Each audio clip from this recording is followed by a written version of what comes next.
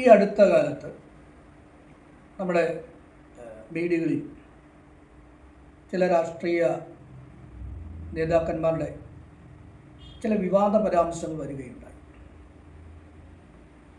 നമ്മുടെ ഭരണഘടനയിൽ നിന്ന് ചില ആശയങ്ങളായ അല്ലെങ്കിൽ അതിൻ്റെ പ്രധാനപ്പെട്ട ചില ആശയങ്ങളായ സെക്കുലറിസവും സോഷ്യലിസവും മാറ്റിക്കളയണമെന്നുള്ള ഒരു വിവാദപര പരാമർശം നമ്മൾ കേൾക്കാനിടയായി.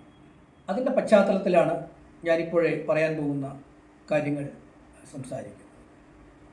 നമ്മുടെ ജനങ്ങൾ, ഇന്ത്യയിലെ ജനങ്ങൾ 3 നൂറ്റാണ്ടുകളായിട്ട് വളരെ കഷ്ടപ്പെട്ട് അനേകം ത്യാഗങ്ങൾ സഹിച്ച് നേടിയെടുത്ത പല മൂവ്മെൻറ്റുകളിലൂടെ, സോഷ്യൽ മൂവ്മെൻറ്റ്, കൾച്ചറൽ മൂവ്മെൻറ്റ്, രാഷ്ട്രീയപരമായ മൂവ്മെൻറ്റുകളിലൂടെ നേടിയെടുത്ത വളരെ പ്രധാനപ്പെട്ട ചില ആശയങ്ങൾ, അത് നമ്മുടെ ഫ്രീഡം സ്ട്രഗിലൂടെ നേടിയെടുത്ത ഫ്രീഡം പോലെയുള്ള ഫ്രീഡം, അതൊരു നമ്മുടെ അവകാശങ്ങൾ, നമുക്ക് പല രീതിയിലും ഫ്രീ ആയിട്ട് ജീവിക്കുന്നതിന് വേണ്ടിയുള്ള നമ്മുടെ അവകാശങ്ങൾ ആ അവകാശങ്ങളെ സംരക്ഷിക്കുന്നതിന് വേണ്ടിയിട്ടാണ് നമ്മൾ ഭരണഘടന എഴുതി ഉണ്ടാക്കിയിരിക്കുന്നത്.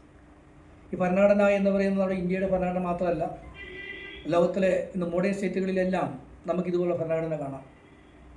ഈ മോഡേൺ സ്റ്റേറ്റിലെ എല്ലാ ഭരണഘടനകളിലും അതാത് നാട്ടിലെ ജനങ്ങൾ വളരെ ഏതെങ്കിലും ഒരു കാരണത്താൽ ചില കോണ്ടസ്റ്റിനെ മറികടക്കാൻ വേണ്ടിയിട്ട് കഷ്ടപ്പെട്ട് അനേകം ത്യാഗങ്ങൾ സഹിച്ച് നേടിയെടുത്ത അവകാശങ്ങളെ സംരക്ഷിക്കുന്നതിന് വേണ്ടിയിട്ടാണ് ഈ ഭരണഘടന എഴുതി ഉണ്ടാക്കുന്നത്. അതിനകത്തുള്ള എല്ലാ പ്രൊവിഷൻസും, സ്റ്റേറ്റിൻ്റെ സംവിധാനങ്ങളും മറ്റ് നിയമ സംവിധാനങ്ങളും ജുഡീഷ്യറിയും എക്സിക്യൂട്ടീവ് എല്ലാം മനുഷ്യൻ്റെ അവകാശങ്ങളെ സംരക്ഷിച്ച് നിർത്തുന്നതിനും പ്രൊമോട്ട് ചെയ്യുന്നതിനും സ്പ്രെഡ് ചെയ്യുന്നതിനും വേണ്ടിയിട്ട് അവർ ജനങ്ങളുടെ പുരോഗതിയും അവരുടെ ഡെവലപ്മെൻറ്റും അവരുടെ എമാൻസിപ്പേഷനും വേണ്ടിയിട്ടുള്ളതാണ് നമ്മളത് ഭരണഘടനയായിട്ട് കാണുന്നത്. അങ്ങനെയുള്ള ഭരണഘടനയാണ് നമ്മുടെ ഇന്ത്യയിൽ നമ്മൾ അക്സെപ്റ്റ് ചെയ്ത് നമ്മൾ ഇന്ന് നമുക്ക് വേണ്ടി പ്രാക്ടീസ് ചെയ്യുന്ന ഭരണഘടന. ഇന്ത്യൻ ഭരണഘടന മാത്രമല്ല, ഇന്ത്യക്ക് പുറമെ നമ്മൾ വെസ്റ്റേൺ ലോകത്തിലേക്ക് നോക്കുകയാണെങ്കിൽ ഒരു 17, 18, 19 നൂറ്റാണ്ടുകളിലൂടെ 20 നൂറ്റാണ്ടിലും പല വെസ്റ്റേൺ രാജ്യങ്ങളിലും, ഉദാഹരണം ഫ്രാൻസിലുണ്ടായിരുന്ന ഫ്രഞ്ച് വിപ്ലവം, അമേരിക്കയിലുണ്ടായിരുന്ന അമേരിക്കൻ സിവിൽ വാർ, അതുപോലെ ബ്രിട്ടനിൽ 17, 18 നൂറ്റാണ്ടിലുണ്ടായിരുന്ന ഹ്യൂമൻ റൈറ്റ്സിന് വേണ്ടിയിട്ടുള്ള വിപ്ലവങ്ങളും മൂവ്മെൻറ്റുകളും, അതുപോലെ സോവിയറ്റിലുണ്ടായിരുന്ന സോവിയറ്റ് റെവല്യൂഷൻ, സോഷ്യലിസ്റ്റ് റെവല്യൂഷൻ, അതുപോലെ ചൈനയിലുണ്ടായിരുന്ന ചൈനീസ് റെവല്യൂഷൻ, ഇതെല്ലാം ഒരു രീതി അല്ലെങ്കിൽ മറ്റൊരു രീതിയിൽ മനുഷ്യൻ്റെ അവകാശങ്ങളെ നേടിയെടുക്കുന്നതിനും അത് പ്രൊട്ടക്റ്റ് ചെയ്യുന്നതിനും വേണ്ടിയിട്ടുള്ള മൂവ്മെൻറ്റുകളും റെവല്യൂഷൻസുമാണ്.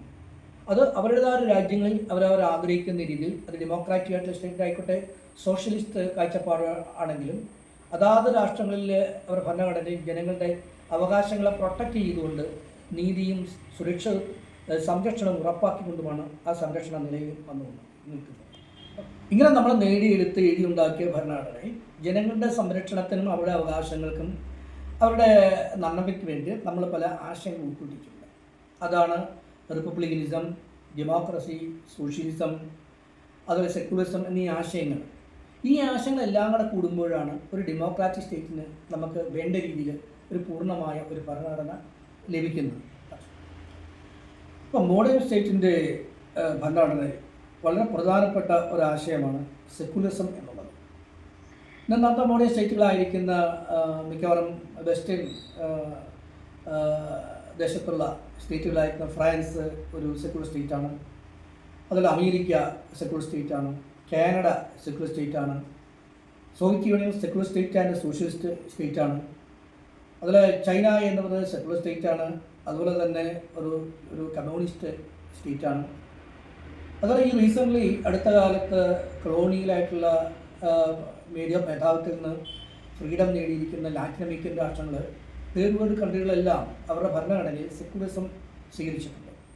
ഈ സെക്കുലറിസം എന്ന് പറഞ്ഞാൽ മോഡേൺ സ്റ്റേറ്റ് സംവിധാനത്തിൽ അതിൻ്റെ ഭരണഘടനയിൽ പറയുന്നത് ഒരു സ്റ്റേറ്റിന് ജനങ്ങളുടേതായിട്ടുള്ള മതങ്ങളുടെ കാര്യത്തിലോ അല്ലെങ്കിൽ ഒരു ട്രഡീഷൻ്റെ കാര്യത്തിലോ അല്ലെങ്കിൽ ഏതെങ്കിലും ഒരു കസ്റ്റമറി പ്രാക്ടീസിൻ്റെ കാര്യത്തിലോ മതത്തിന് അല്ലെങ്കിൽ സ്റ്റേറ്റിന് ഒരു പ്രത്യേക താല്പര്യമില്ല. ജനങ്ങൾക്ക് വേണമെങ്കിൽ അവരുടെ മതപരമായ കാര്യങ്ങൾ സ്വന്തമായിട്ട് നടത്തുകയോ അത് അല്ലെങ്കിൽ കസ്റ്റമറി പ്രാക്ടീസിൽ ഏർപ്പെടുകയോ ട്രഡീഷണൽ പ്രാക്ടീസ് ചെയ്യാവുന്നതാണ്. സ്റ്റേറ്റിൻ്റെ സംവിധാനത്തിൽ ഇതിന് പ്രത്യേകമായി വിധേയത്വമോ താല്പര്യമില്ല. ഇപ്പോൾ നമ്മൾ വെസ്റ്റേൺ സൊസൈറ്റി എടുക്കുകയാണെങ്കിൽ അവിടെ സൊസൈറ്റിയുടെ ഒരു സംവിധാനത്തിൽ അല്ലെങ്കിൽ ഒരു സ്റ്റേറ്റിൻ്റെ സംവിധാനത്തിൽ സെക്കുലറിസം എന്ന് ഉദ്ദേശിക്കുന്നത് മതം എന്ന് പറയുന്ന ഒരു വ്യക്തിയുടെ ഓരോ വ്യക്തിയുടെയും അവൻ്റെ പേഴ്സണലായിട്ടുള്ള സ്വാതന്ത്ര്യത്തിൻ്റെയും മനസാക്ഷിയുടെയും വിഷയമാണ്. അതൊരു വ്യക്തി സ്വന്തമായിട്ട് സെലക്ട് ചെയ്യുകയും തീരുമാനിക്കുകയും അക്സെപ്റ്റ് ചെയ്യുകയും വേണമെങ്കിൽ അത് വേണ്ടാന്ന് വെക്കുകയും അല്ലെങ്കിൽ അതിനെ പ്രാക്ടീസ് ചെയ്യുകയും പ്രൊപ്പഗേറ്റ് ചെയ്യാവുന്നതാണ്. അല്ലാതെ സ്റ്റേറ്റിൻ്റെ സംവിധാനങ്ങളിലൊന്നും മതത്തെ ഒരു ഒരു ഒരു റോളാക്കി ഉപയോഗിക്കുന്നതിനോ അതിൻ്റെ ഒരു പൊളിറ്റിക്കൽ തീരുമാനങ്ങളിലോ അതിൻ്റെ സംവിധാനങ്ങളിലൊന്നും ഒരു റിലീജിയന് ഒരു പ്രാധാന്യം കൊടുക്കേണ്ട കാര്യമില്ല എന്നുള്ളതാണ്. മാത്രമല്ല മതത്തിൻ്റേതായിട്ടുള്ള രീതിയിലുള്ള സെക്ടേറിയനായിട്ടുള്ള ചിന്തകളോ പ്രിജുഡിസുകളോ പാർഷ്യാലിറ്റികളോ ഒന്നും വരാൻ മോഡേൺ സ്റ്റേറ്റ് സംവിധാനത്തിൽ കോൺസ്റ്റിറ്റ്യൂഷന് യാതൊരു താല്പര്യങ്ങളുമില്ല. മതപരമായ കാര്യങ്ങളിൽ നിന്ന് സ്റ്റേറ്റ് മാറി നിൽക്കുന്നതിനുള്ള പ്രധാനപ്പെട്ട ഒരു കാരണം ജനങ്ങളുടെ സ്റ്റേറ്റിൻ്റെ പൊതുവായ താല്പര്യങ്ങളെ സംരക്ഷിക്കുന്നതിനും അതുപോലെ സ്റ്റേറ്റിൻ്റെ പൊതുവായിട്ടുള്ള മെറ്റീരിയൽ താല്പര്യങ്ങൾ അല്ലെങ്കിൽ അതിൻ്റെ സാമ്പത്തിക താല്പര്യങ്ങൾ, അതിൻ്റെ വെൽഫെയർ എന്നിവയുടെ ശരിയായിട്ടുള്ള പുരോഗതി, സംരക്ഷണം, ഡെവലപ്മെൻറ്റ് ഇതെല്ലാം വേണ്ട രീതിയിൽ മുന്നോട്ട് പോകുന്നതിനും അതിന് വേണ്ട രീതിയിലുള്ള കരുത്തും അല്ലെങ്കിൽ ആർജവത്വം ഉണ്ടാകുന്നതിന് സ്റ്റേറ്റിനെ എപ്പോഴും മതങ്ങളുടെ ഒരു പിടിയിൽ നിന്ന് അല്ലെങ്കിൽ മതങ്ങളുടെ ഒരു അപ്രോച്ചിൽ നിന്ന് മാറ്റി നിർത്തുന്നതാണ് എന്നുള്ളതാണ് മോഡേൺ കോൺസ്റ്റിറ്റ്യൂഷനകത്ത് സെക്യുലറിസം കൊണ്ട് ഉദ്ദേശിക്കുന്നത്. സ്റ്റേറ്റിൻ്റെ ഓവറോൾ മെക്കാനിസത്തിൽ സെക്യുലറിസത്തിൻ്റെ കൺസെപ്റ്റ് ഉൾക്കൊള്ളിച്ചുകൊണ്ട് അത് ശരിയായിട്ടുള്ള രീതിയിൽ അത് സംവിധാനം ചെയ്യുകയും പ്രവർത്തിക്കുകയും ചെയ്യുമ്പോൾ സ്റ്റേറ്റ് ഒരു സ്ട്രോങ് ആയിട്ടൊരു വെൽഫെയർ സ്റ്റേറ്റായിട്ട് മാറുകയും ജനങ്ങളുടെ വെൽഫെയറും നേരത്തെ പറഞ്ഞു അവരുടെ പുരോഗതി, അവരുടെ വെൽഫെയറിൻ്റെ അവരുടെ എല്ലാ രീതിയിലുള്ള എമാൻസിപ്പേഷനും സ്റ്റേറ്റ് ഉപകാരപ്പെടും എന്നുള്ളതാണ് ഇതുകൊണ്ട് ഉദ്ദേശിക്കുന്നത്. പൊതുവെ പറയുകയാണെങ്കിൽ നമ്മുടെ കോൺസ്റ്റിറ്റ്യൂഷനകത്ത് നമ്മൾ ചേർത്തിരിക്കുന്ന നമ്മളെ വളരെ ചിന്തിച്ചും ജനാധിപത്യപരമായിട്ടുള്ള പദ്ധതിയിലൂടെ ആലോചനയിലൂടെ പാർലമെൻറ്റിൻ്റെ നടപടിക്രമം നമ്മൾ ചേർത്തിരിക്കുന്ന സെക്യുലറിസം എന്നുള്ള ആശയം അത് സ്ട്രോങ് ആയിട്ട് തന്നെ നമ്മുടെ ഭരണഘടനയിൽ നിലനിർത്തുകയും അത് മാറ്റണമെന്നുള്ള വിവാദപരമായ പരാമർശം അതെപ്പോഴും നമ്മുടെ ജനാധിപത്യത്തിനും നമ്മുടെ കോൺസ്റ്റിറ്റ്യൂഷനും നമ്മുടെ പുരോഗതിക്കും വെൽഫെയറും അത് തടസ്സമായി വരും എന്നുള്ളതാണ് എനിക്ക് തോന്നുന്നത്. നമ്മുടെ അടുത്ത ഒരു വിവാദ പരാമർശം എന്ന് പറഞ്ഞിട്ടുണ്ടെങ്കിൽ നമ്മുടെ കോൺസ്റ്റിറ്റ്യൂഷനിൽ നിന്ന് വളരെ പ്രധാനപ്പെട്ട ഒരു ആശയമായിരിക്കുന്ന സോഷ്യലിസം എന്ന് പറയുന്ന ഐഡിയ എടുത്ത് മാറ്റിക്കളയണം എന്നുള്ളതാണ് നേരത്തെ പറഞ്ഞ രാഷ്ട്രീയ നേതാക്കന്മാരുടെ ഒരു കാഴ്ചപ്പാട്. ഇത് വളരെ അപകടം പിടിച്ച ഒരു കാഴ്ചപ്പാടാണ്. നമ്മുടെ സ്റ്റേറ്റിൻ്റെ സംവിധാനത്തെ, ഡെമോക്രാറ്റിക് സംവിധാനത്തെ, അല്ലെങ്കിൽ വെൽഫെയർ സംവിധാനത്തെ മുഴുവനും തകർത്ത് കളയുന്ന ഒരു കാഴ്ചപ്പാടാണ്.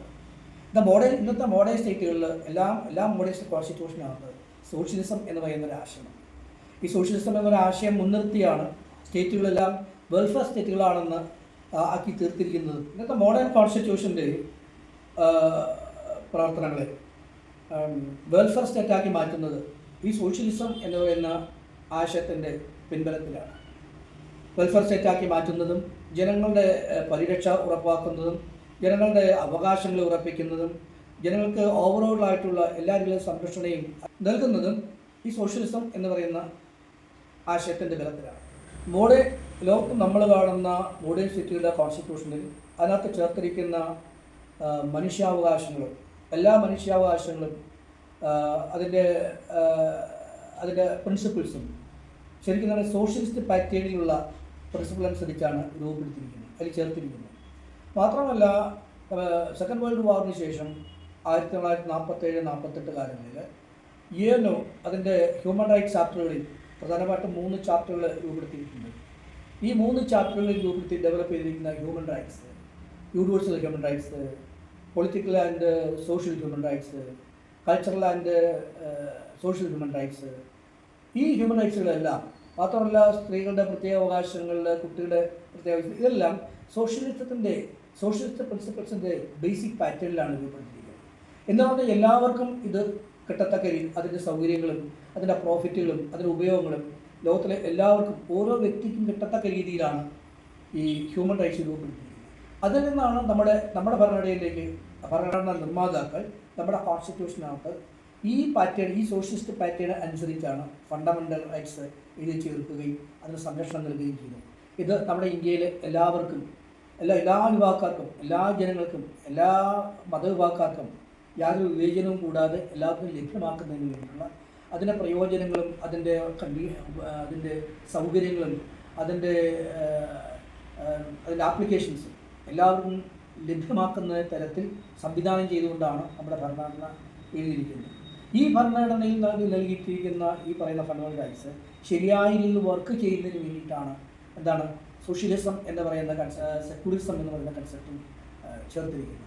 അതുകൊണ്ട് നമ്മുടെ ഭരണഘടന ഒരു റിപ്പബ്ലിക്കൻ ഡെമോക്രാറ്റിക് ഒരു വെൽഫെയർ സ്റ്റേറ്റായിട്ട് വർക്ക് ചെയ്യണമെങ്കിൽ നമ്മൾ ഈ താഴെ കൊടുത്തിരിക്കുന്ന സെക്യുലറിസം എന്ന് പറയുന്ന ആശയവും അതുപോലെ എന്നുണ്ടെങ്കിൽ എന്താണ് സോഷ്യലിസം എന്ന് പറയുന്ന ആശയങ്ങൾ അതുപോലെ നമ്മുടെ ഭരണം സംരക്ഷിച്ച് നിർത്തണം എന്നുള്ളതാണ് എല്ലാവരും പറയാനുള്ളത്.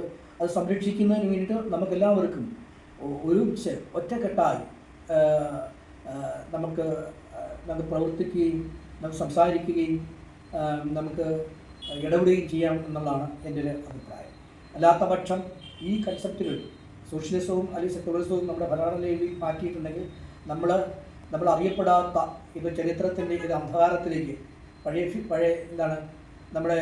പഴയ ബ്രാഹ്മണിക് ഫ്യൂഡൽ കാലഘട്ടങ്ങളിലേക്ക്, ചാതുർവർണ്ണത്തിൻ്റെ കാലഘട്ടങ്ങളിലേക്ക്, ജാതിയുടെ നിബിഡമായ കാലഘട്ടങ്ങളിലേക്ക് നമ്മുടെ സമൂഹവും നമ്മുടെ രാജ്യവും നമ്മുടെ വ്യക്തികളെല്ലാം മൺമറഞ്ഞ അന്ധകാരത്തിലേക്ക് പോകും എന്നുള്ളതാണ് എൻ്റെ ഒരു